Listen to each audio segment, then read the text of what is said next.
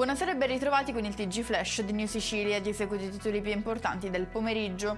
A quasi un anno dall'omicidio di Lino Celesi, a Palermo arriva la condanna per il minorenne che nel dicembre 2023 sparò il colpo fatale. Il GIP ha emesso una sentenza di 12 anni di reclusione per il giovane ormai maggiorenne.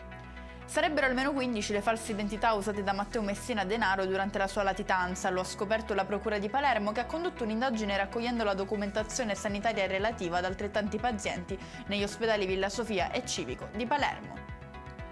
Ci spostiamo a Catania, dove sono stati eseguiti 6 arresti e disposti 6 obblighi di dimora. I 12 indagati sono accusati nell'ambito dell'operazione Villa Glori di estorsione, furto, ricettazione, traffico di stupefacenti e detenzione illegale di armi. Salvato un paziente oncologico dai medici del Policlinico di Palermo, un'equipe multidisciplinare ha portato a termine con successo un complesso intervento chirurgico di asportazione di un sarcoma, precedentemente ritenuto non operabile in altri ospedali italiani. Chiudiamo con il meteo. Prosegue anche per domani il bel tempo in Sicilia, con cieli sereni e temperature in media con quelle degli ultimi giorni. E con questo è tutto, prossimo appuntamento domani alle 13:30. Grazie per averci seguito, buon proseguimento di serata.